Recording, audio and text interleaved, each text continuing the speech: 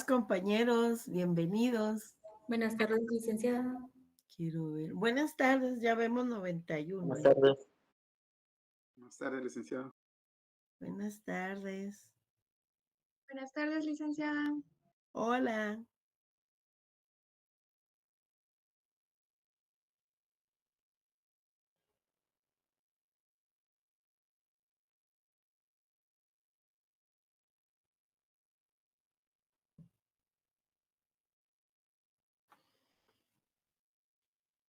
Vamos a bajar volumen a esto.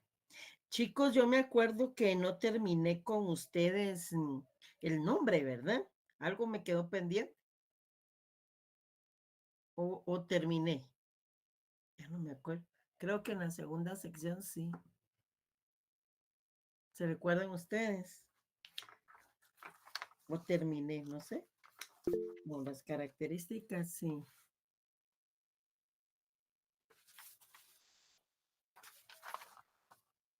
Seudónimo, no. ¿Terminé?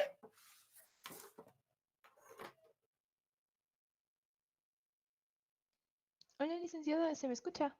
Sí, te escucho. Yo tengo anotado aquí que nos quedamos en acciones que nacen del derecho al nombre, ¿sí? Ah, muchas gracias. Uy, parece que solo una persona estuvo en la clase, qué horror. Gracias. ¿Quién me habló? ¿Quién habló? Yo, Jamie. Jamie. Gracias, Jamie, muy amable. Bueno, Entonces nos quedamos en acciones que nacen del derecho al nombre. Es que el nombre tiene la característica de ser oponible contra todo el mundo, ¿se recuerda? Y entonces hay que respetar el nombre de otras personas. Por eso es que el nombre tiene protección tanto en el derecho civil como en el derecho penal. Esperen, es que hay alguien por ahí que dice que se... Chicos, porque piden entrar a la clase, pero no sé por qué, si ya todos, ¿verdad? Bueno, ahí estamos. Entonces, ahí estamos. Entonces les comentaba que existe una protección en el área civil y también en el derecho penal. Por eso es que en el derecho civil, si alguien se molesta porque están utilizando su nombre, entonces obviamente puede impugnar ese cambio de nombre, ¿verdad? Quieren adoptar el nombre de una persona o entonces, quieren adoptar el nombre de una persona y ella se ve perjudicada, entonces puede impugnar, puede oponerse a ese cambio de nombre. Por eso es que en el cambio de nombre siempre hay que hacer publicaciones, las que les comentaba, en el diario oficial. Y hay publicaciones que se hacen al inicio, en donde al inicio del trámite, en donde se anuncia pues que don fulanito quiere cambiarse el nombre por menganito. Y al finalizar el trámite, entonces se hace una publicación final en donde ya se aceptó el cambio de nombre, ¿verdad? Todo esto no lo olviden, por favor, compañeros, que debe ser inscrito en el Registro Nacional de las Personas, en el Registro Civil del Registro Nacional de las Personas. Ahí lo tienen en su artículo 70, que fue el que leímos en clase con ayuda de unas compañeras. Y en el artículo 70, literal G, están los cambios de nombre o las identificaciones de persona.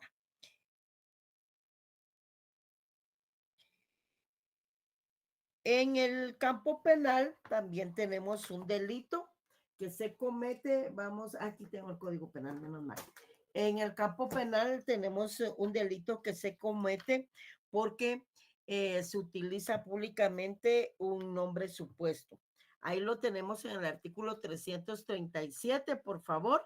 Saquemos el código penal para ver este delito que está de protección al nombre cuando alguien está utilizando un nombre supuesto. Es el artículo 337 del Código Penal y regula lo siguiente. Uso público de nombre supuesto, así se denomina el delito. Quien usare públicamente nombre supuesto será sancionado con multa de 500 a 3,000 quetzales. Si el uso del nombre supuesto tuviere por objeto ocultar algún delito, eludir una condena, miren todos estos supuestos, o causar algún perjuicio al Estado o a un particular, está su oponibilidad contra todo el mundo, además de la sanción señalada en el párrafo que antecede, se impondrá al responsable prisión de 1 a 2 años. Luego ya tenemos el uso ilegítimo de documento de identidad, pero realmente en este 337 se está sancionando o está la figura delictiva que se denomina uso público de nombre supuesto. Esto en el Código Penal, ahí lo tienen en la guía. Repito entonces, tanto el cambio de nombre como la identificación de persona deben ser inscritos en el registro civil del Registro Nacional de las Personas, ¿verdad? Recuerden que en el registro civil del Registro Nacional de las Personas deben ser inscritas todos aquellos actos relacionados con el estado civil y la capacidad civil de las personas. Ahí está nuestro archivo para que nosotros ya podamos ejercer nuestros derechos y obligaciones sin mayor problema. Ahora sí, ya pasamos al domicilio, que esas guías son las que les compartí, ¿verdad, chicos? El domicilio. Luego queda ausencia y persona colectiva. En cuanto a estos dos temas, fíjense que yo en parte, como el día lunes empiezan los exámenes parciales. Entonces, el día jueves vamos a terminar hoy el domicilio, que vamos a empezar ahorita, y el día jueves estaría dando el tema de la ausencia, pero me quedaría pendiente el tema de persona jurídica. Yo no sé si ustedes tienen clase el viernes o ya terminaron. ¿Quién les da clases el viernes? El de Derecho Constitucional. Ah, el licenciado Solares. Porque yo les pregunté quién. ¿Quién les da, compañeros, qué les pasa?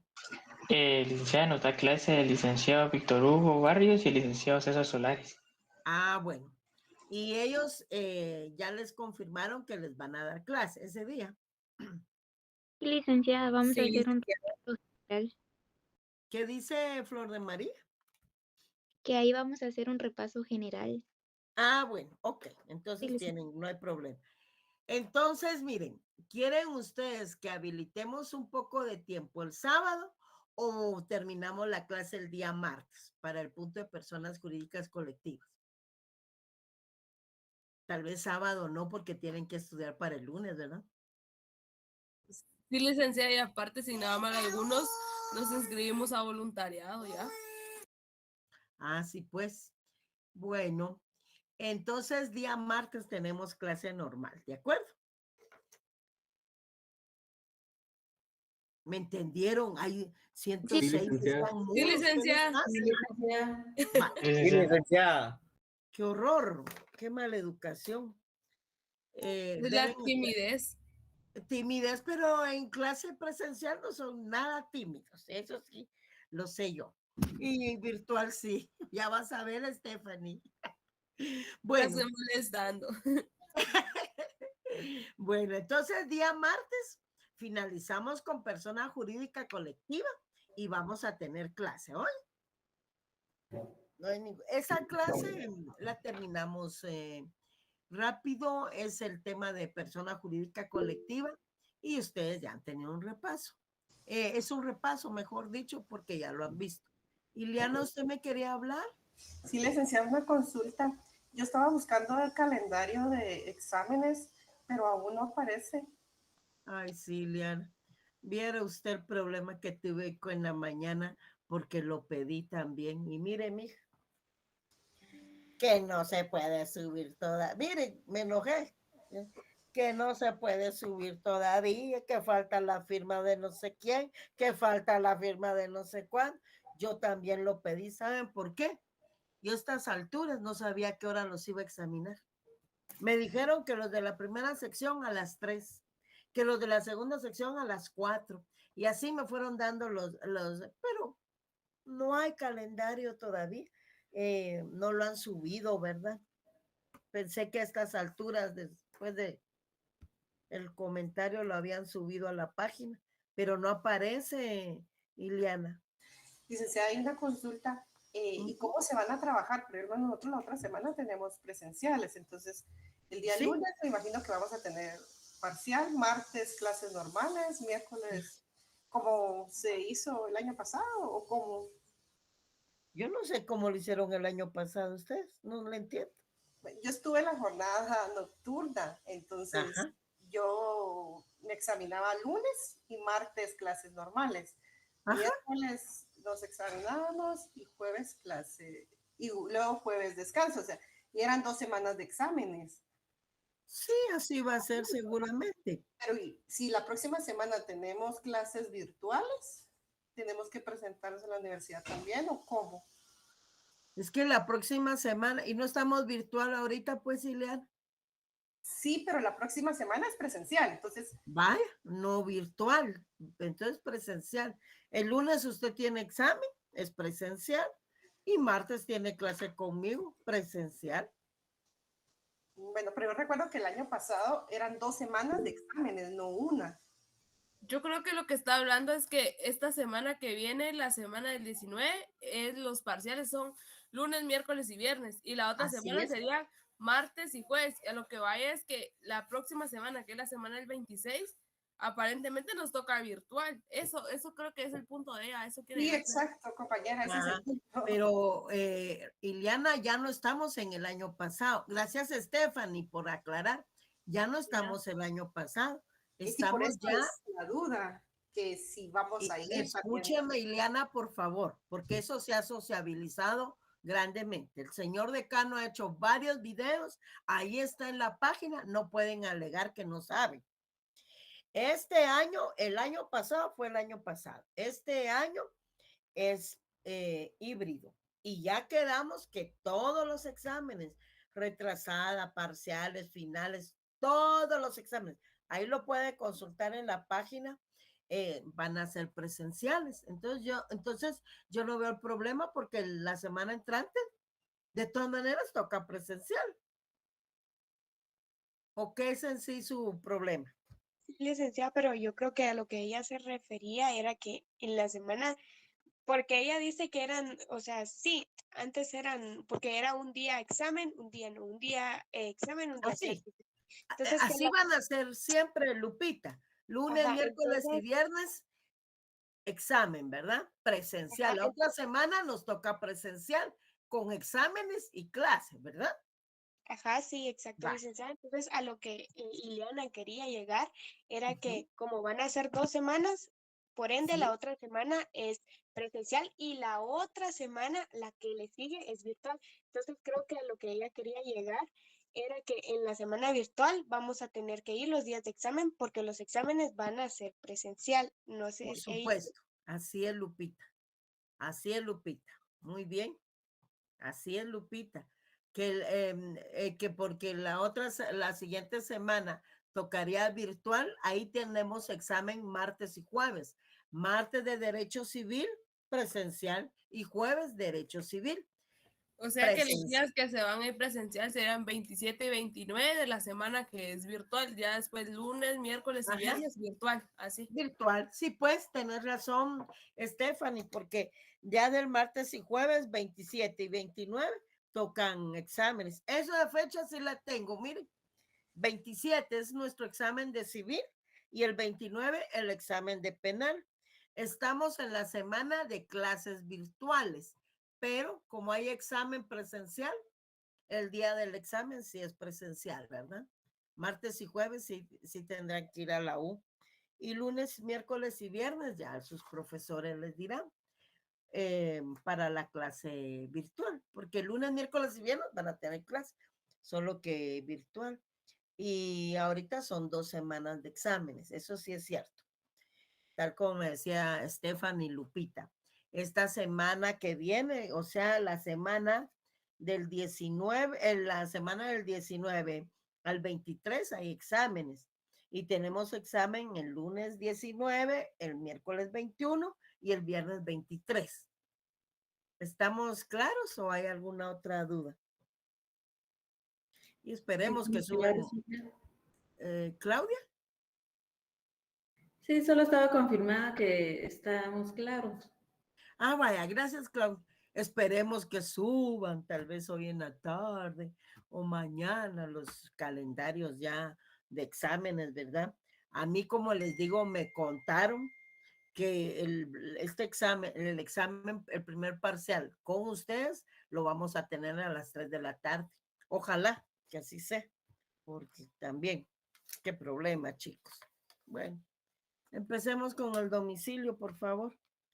De todas maneras, el jueves me toca clase. Si quieren, el jueves terminamos de aclarar todo. Esperemos que ya tengamos la información completa, ¿verdad? Pero sí, todos los exámenes ahora son presenciales. Ahora estamos con la famosa forma híbrida de clases. Vean, ahí tenemos el tema del domicilio.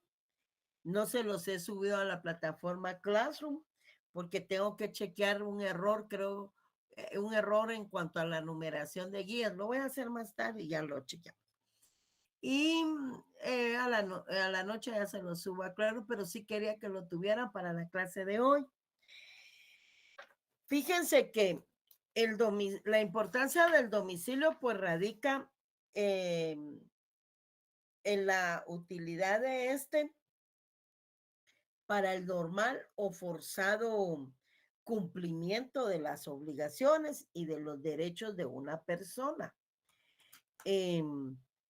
Porque si no hay necesidad de demandarlos, pues no es obligatorio, ¿verdad? Entonces lo hacen voluntariamente. Por ejemplo, ustedes pagan sus impuestos en el domicilio que han designado para el efecto y ahí es donde encontramos el domicilio fiscal que lo tenemos regulado en nuestro código tributario, ¿verdad? Entonces, de ahí la utilidad, ¿verdad? Como les repito, para el normal o forzado ejercicio de los derechos y cumplimiento de las obligaciones. Por ejemplo, necesitamos saber el domicilio de una persona que no es igual a dirección, si en dado caso lo vamos a demandar. Ese es otro ejemplo, ¿verdad?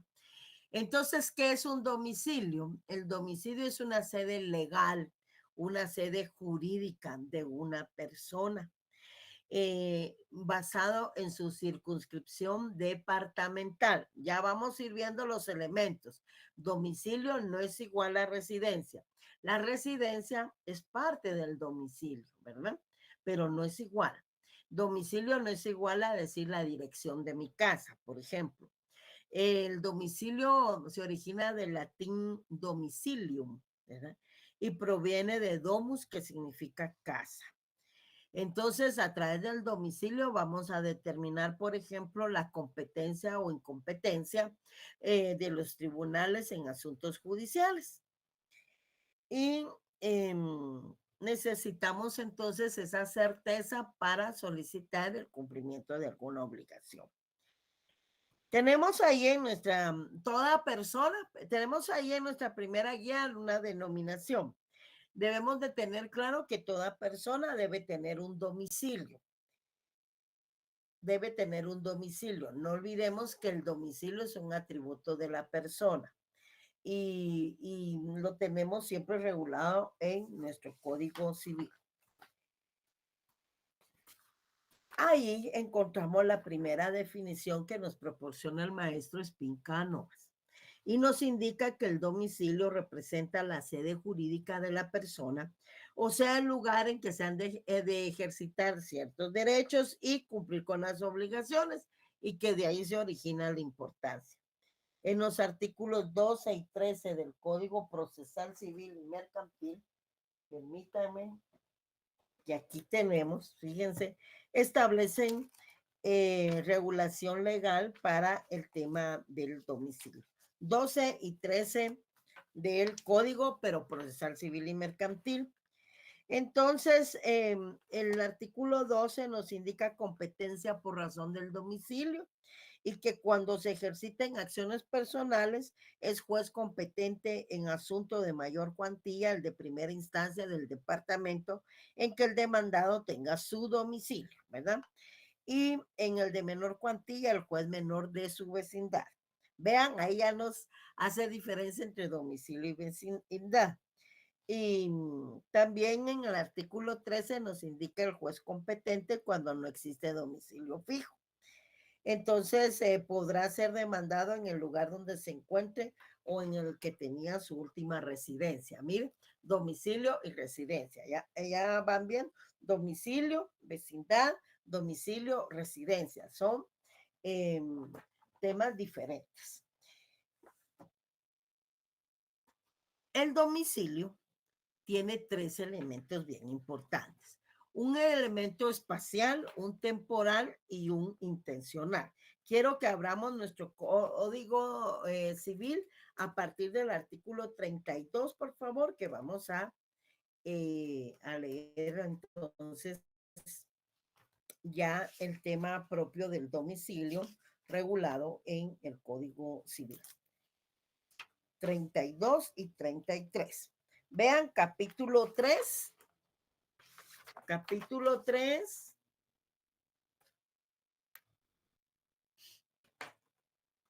El del domicilio y ya vamos a empezar ahí. Les decía que hay un elemento espacial. ¿En qué consiste este? El elemento espacial se refiere a la residencia que una persona tiene en un lugar determinado. Hay un elemento temporal que consiste en la habitualidad de ese residir y hay un elemento intencional que es la voluntad o el ánimo de residir o permanecer en un lugar. Veamos ese artículo 32. Cuando hablamos del elemento temporal, nuestra legislación solicita que para que una persona se considere domiciliada en ese lugar, pues debe permanecer, debe tener su residencia por un año de forma continua. ¿Alguien que quiera ayudar a leer el 32, por favor? Stephanie, gracias. Y Javier, vas a leer el 33. Vamos, chicos. 32. Artículo 32. El domicilio se constituye voluntariamente por la residencia en un lugar con ánimo de permanecer en él. Bueno, vean ahí. Se constituye voluntariamente, vaya, voluntad, elemento intencional, por la residencia, elemento espacial, en un lugar con ánimo de permanecer en él. Intencional y espacial son 2 elementos que encontramos en el artículo 32 del Código Civil. Vayan subrayando ahí, por favor. El 33, Javier, pongamos atención porque ahí va a aparecer otro elemento más del domicilio. Artículo 33. Se presume el ánimo de permanecer por la residencia continua durante un año en el lugar. Cesará la presunción anterior si se comprobare que la residencia es accidental o que se tiene en otra parte. O que se tiene en otra parte. Muchas gracias. ¿Qué significa esto? En los artículos 32 y 33 del Código Civil encontramos en qué consiste el domicilio y también sus 3 elementos, ¿verdad?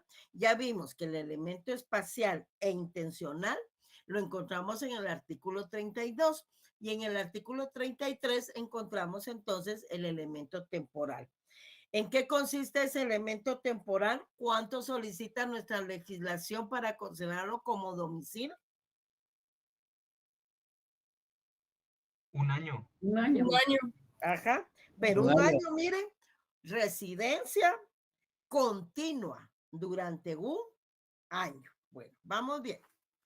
Ahora bien, Hay clases de domicilio en el Código Civil y hay clases de domicilio aquí en el Código Tributario, porque aquí vamos a encontrar el domicilio fiscal, ¿ya?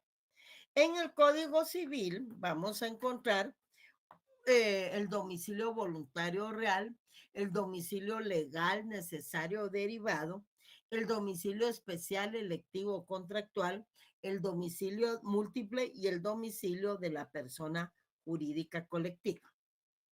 En el Código Tributario, como les repito, en sus artículos 114 y 115, vamos a encontrar el domicilio fiscal, tanto de la persona jurídica colectiva como de la persona individual. Vean ahí 114, perdón, porque ustedes este artículo no lo tienen. Este código no lo tienen ahorita, pero sí lo van a ir a leer. En el artículo 114 encontramos domicilio fiscal. Es el lugar que el contribuyente o responsable designe, ¿pero para qué? Para recibir citaciones, notificaciones y demás correspondencia que se remita para que los obligados ejerzan los derechos derivados de sus relaciones con el fisco y para que ésta pueda exigirles el cumplimiento de las leyes tributarias. Luego ya viene el artículo 115 que regula el domicilio fiscal de las personas individuales y el artículo 116 del domicilio fiscal de las personas colectivas. Por favor. Entonces, esos son clases de domicilio que encontramos fuera del Código Civil. Veamos entonces en nuestra siguiente guía conceptual las clases de domicilio que están reguladas en nuestro Código Civil. Encontramos ahí entonces un domicilio voluntario real, que es el que está regulado en el artículo 32 y 33 del Código Civil. Este domicilio tiene la característica de que se constituye voluntariamente, hay intencionalidad, ¿verdad? Por la residencia en un lugar con ánimo de permanecer en el mismo y que se presume la residencia por continua durante un año. Artículos 32 y 33 que acabamos de leer. Ahora bien, hay un domicilio legal necesario o derivado. Este domicilio tiene la característica que es la ley, la que le fija en el lugar, es decir, su residencia para el ejercicio de sus derechos y el cumplimiento de sus obligaciones, aunque de hecho no esté ahí.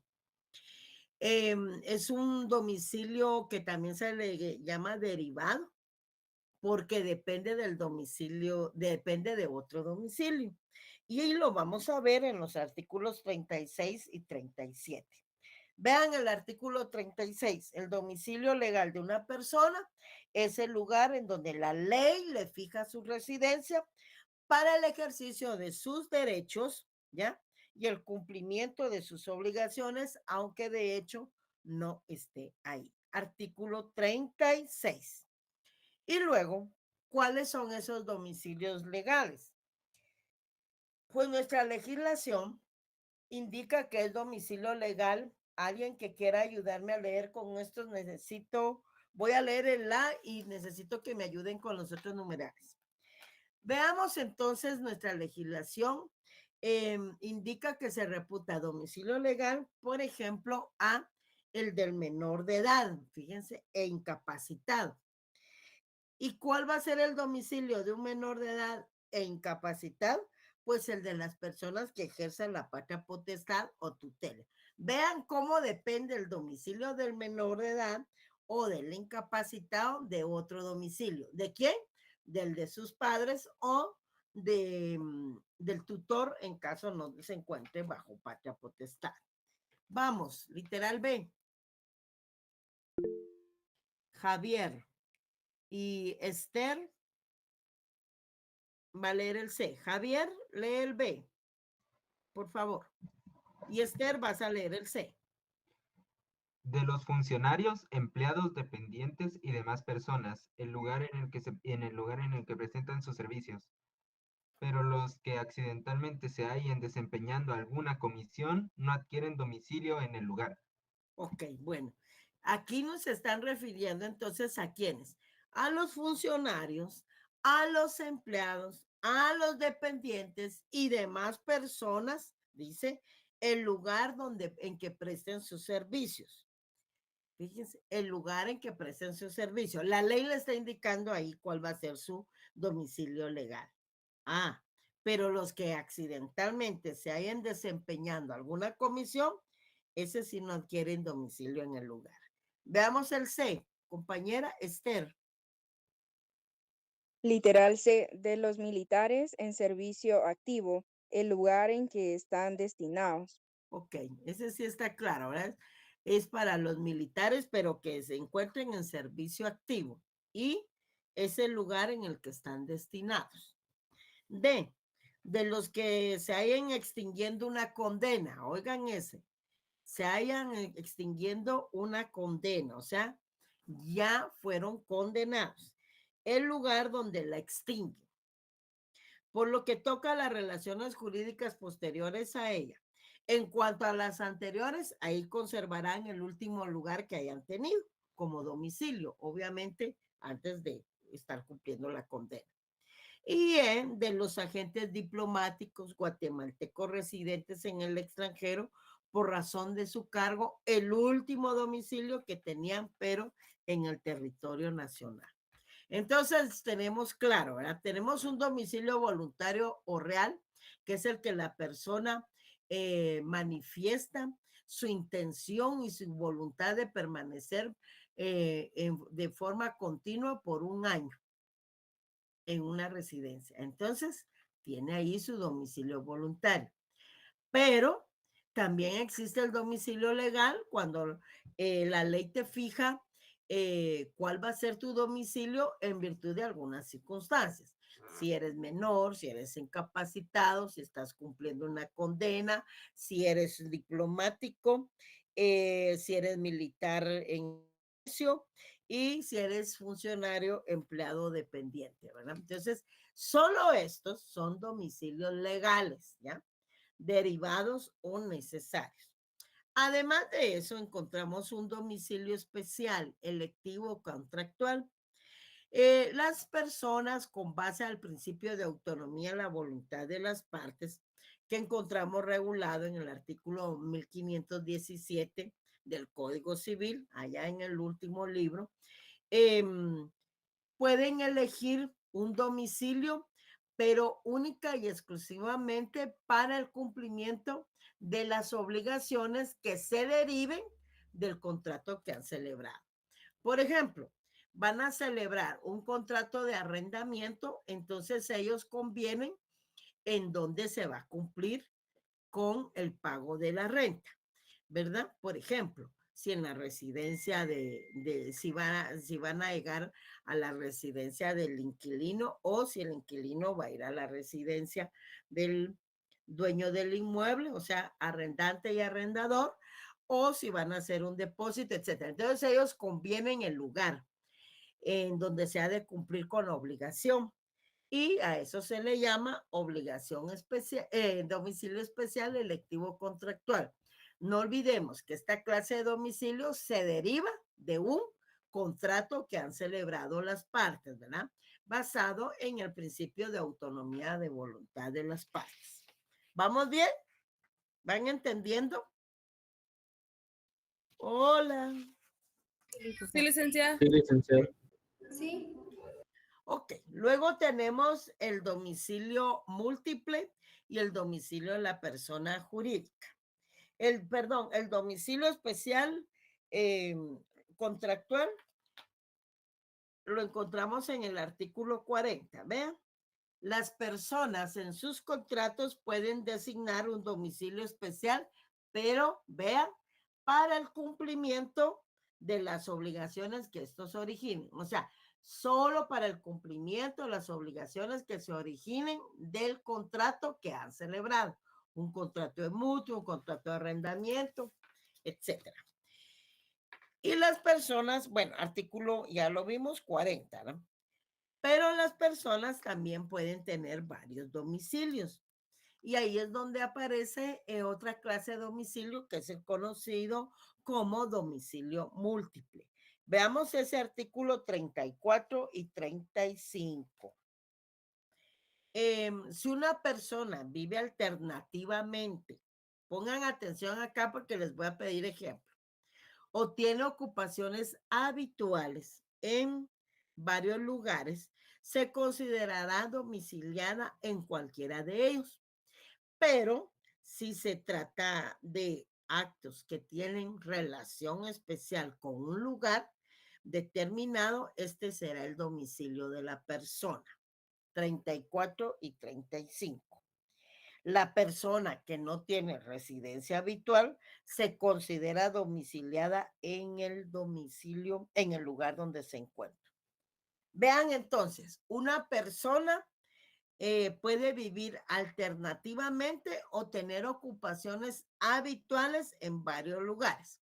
Y si se encuentra en esta situación, se va a considerar domiciliada en cualquiera de ellos, ¿verdad? Ahora bien, si se llega a tratar de actos que tienen relación especial con un lugar determinado, ese será el domicilio de la persona. ¿En quiénes podemos pensar que pueden tener domicilio legal? Múltiple, perdón.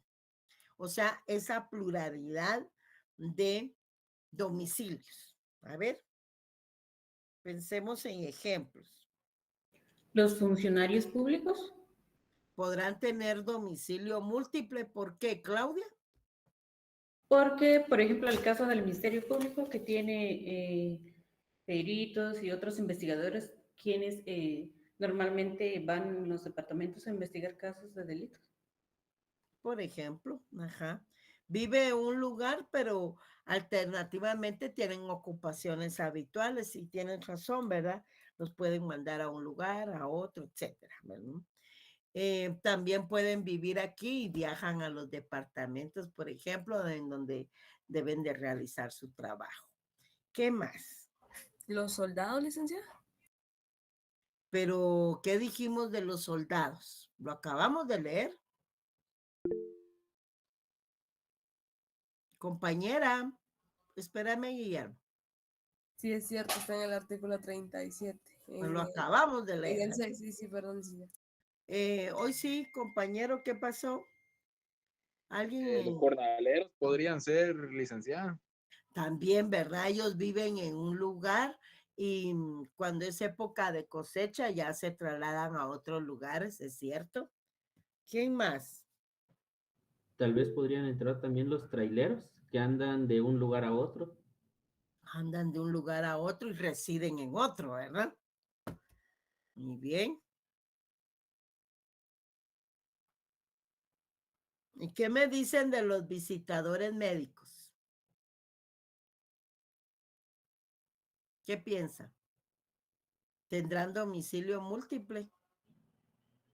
Ellos sí tienen domicilio múltiple. Tienen, residen en un lugar y se van de gira por zonas, ¿verdad? Entonces agarran una zona y determinados departamentos. Bueno, ese es un domicilio múltiple. Y también hemos visto entonces que la persona individual, pues obvio tiene domicilio. Ya vimos que hasta para el cumplimiento de sus obligaciones tributarias, ¿verdad? Pero una persona colectiva tendrá domicilio también. Veamos ese artículo 38. El domicilio de una persona jurídica es el que se designa en el documento en que conste su creación.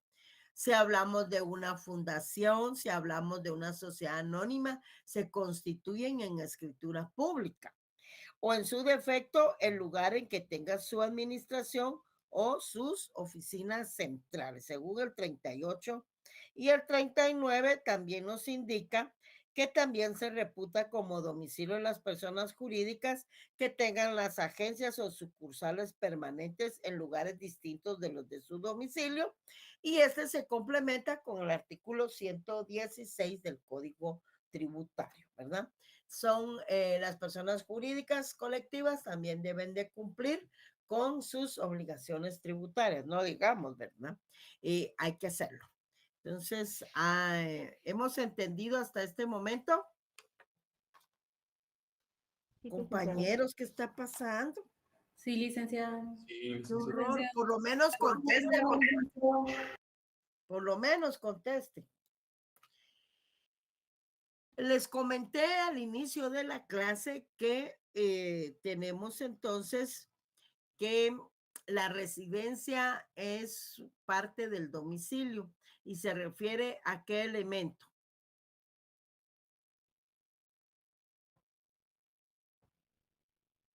Pregunto, hay 110 La conectados. residencia se refiere al elemento temporal. La residencia. Por gusto estoy hablando mucho. Creo que es el espacial. Espacial. La residencia es un elemento del domicilio y se refiere al elemento espacial, el lugar en donde una persona va a vivir, la casa de habitación, ¿verdad? Por eso les decía que residencia no es igual a domicilio, es un elemento del domicilio. Luego tenemos que domicilio, pues es una sede jurídica, es una circunscripción de carácter departamental. Nuestro Código Procesal Civil y Mercantil en su artículo 12 nos indica que es esa circunscripción, ¿verdad? De carácter departamental. Pero además de eso, encontramos la vecindad. Y la vecindad es una circunscripción más limitada que se refiere a una circunscripción de carácter municipal. Repito, por eso esa guía conceptual se llama principales diferencias entre residencia, domicilio y vecindad. Ya vimos entonces que la residencia es un elemento espacial del domicilio, que el domicilio es una circunscripción de carácter departamental y que sirve precisamente por ser esa sede jurídica de la persona, el lugar en donde se puede ubicar una persona para que cumpla sus derechos y para que pueda ejercer sus derechos y cumplir con sus obligaciones, ya sea en forma voluntaria o porque tenga que plantearse alguna demanda para que cumpla con sus obligaciones. Y la vecindad es una circunscripción, si queremos la llamamos más pequeña. ¿Por qué? Porque la vecindad, de acuerdo al artículo 41, al 12 y 13 del Código Municipal, es una circunscripción, pero de carácter municipal. ¿Ya? Entonces, el 41 del Código Civil nos indica la vecindad de la circunscripción municipal, vean ahí, en que una persona reside y se rige por las mismas leyes que el domicilio. La vecindad confiere iguales derechos y obligación e impone las mismas obligaciones locales a guatemaltecos y extranjeros. En el Código Municipal, ahora ya no estamos en el Código Tributario, en el Código Municipal encontramos entonces en el artículo 12 la vecindad. Es la circunscripción municipal en la que una persona,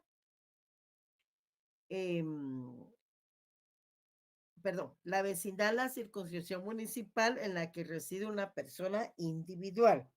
Entonces, háganle a ese artículo 41, háganle una observación ahí. Ve el artículo 12 y 13 del Código Municipal, ¿verdad? Es vecino, dice el 13, la persona que tiene residencia continua, ¿verdad? Este lo relacionamos con el artículo 33. Residencia continua por más de un año en una circunscripción municipal. Entonces, vecindad, circunscripción municipal. Domicilio, circunscripción departamental. Y residencia, elemento espacial del domicilio. ¿Hay alguna pregunta, compañeros? No, licenciada. Por el licenciado. momento no, licenciado. ¿Entendieron entonces? ¿Para qué sirve el domicilio? Vamos a ver. ¿Para qué sirve Para el poder domicilio? cumplir ciertos derechos y obligaciones. Todos los derechos y todas las obligaciones. Y dependiendo de la clase de obligaciones, pues entonces tenemos un domicilio fiscal, por ejemplo, ¿verdad? Aquí en el Código Tributario tenemos un domicilio fiscal para la persona individual y otro para la persona colectiva. ¿Algo más?